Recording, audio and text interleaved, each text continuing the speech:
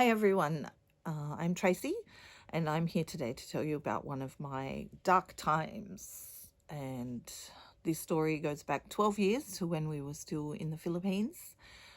Joel and I had been with the church for 10 years, and at the 9.5 year point, we had a big clash in, well, not just values, but they wanted to pursue a teaching that we thought was dangerous and not really biblically based. So we made a strong stand against it. And the result of that was that we handed in our resignation.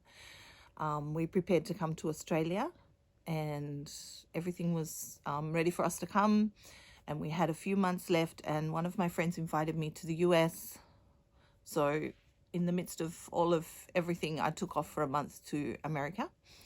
And Joel's mum passed while I was there. So he and the girls also took off, and they were in his hometown for a while. And when we all came back together to the church in October, November, we found out that while we were gone, basically they had, we guess it was coming from the leadership, that they had said a lot of terrible things about us and basically run a smear campaign against us while we were gone. And I felt ultimately powerless and heartbroken. And I felt like my big question was, how could these people who we worked with closely for almost 10 years not know us, not know our character, not know what we stood for, and they could say these things, and that other people who we'd worked with for that period of time believe it and think it was true, like to be so easily swayed against us just based on a story that there was no evidence. Yeah, it was a bewildering time. We felt bullied, we felt powerless, we felt like we had no voice. So I had so much doubt and distrust, and I just had this huge black feeling inside of me that was all the hurt and all the heartbreak and all the emotion. And I felt like if I gave into it and if I let go for even a teardrop, that all that emotion would come exploding out of me and I would lose complete control of myself. So I couldn't dare to let go of anything. I had to hold it. I had to be strong. I had to cover up. I had to fake it till I made it and be strong and get through and keep it all contained, because I couldn't dare to let it out. I was scared of my own emotion. I was scared of how angry I was. Then I needed to forgive them one by one. I needed to forgive them for the specific things that they had done.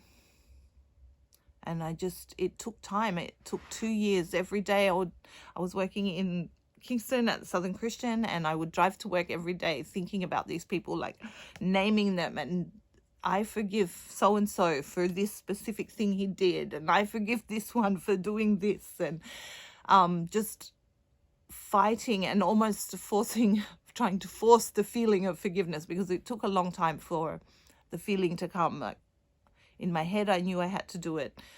In my heart, I wanted to do it because I was scared to not forgive. I was scared to be full of bitterness and to become this horrible, mean person because horrible, mean things had been done to me. So eventually, over about 2 years, I was able to forgive those people and think about them without feeling those big, massive feelings that I had, and get through that darkness. But it was a very slow process. There were nightmares. There were times when I just felt so angry. It took me a long time to be able to really worship again in church.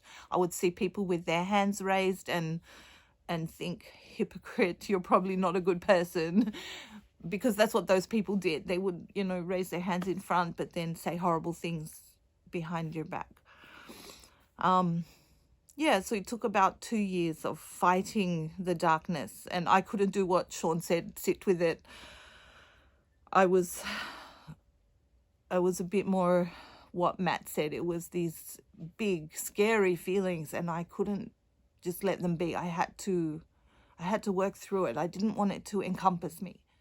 I had a theme song, Taylor Swift. There's a song she sings called Mean, and it goes, there was this one lady who really made a lot of phone calls to friends, like ringing them up, saying things about us, making sure everyone knew that, you know, we were terrible people. And she did a phone campaign, and I specifically sang her that song, like, one day I'll be living in a big old city, but all you'll ever be is mean. Taylor Swift, yeah, look it up. And yeah, so a theme song's good. I always had a theme song. And the other thing that really, really helped me is the Serenity Prayer. And I want to share that with you today.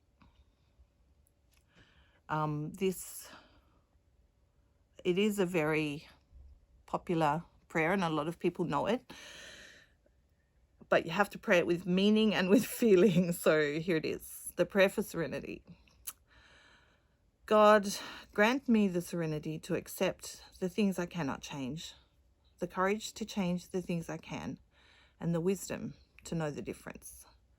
Living one day at a time, enjoying one moment at a time, accepting hardship as a pathway to peace, taking, as Jesus did, this sinful world as it is and not as I would have it, trusting that you will make all things right if I surrender to your will, so that I may be reasonably happy in this life and supremely happy with you forever in the next. Amen.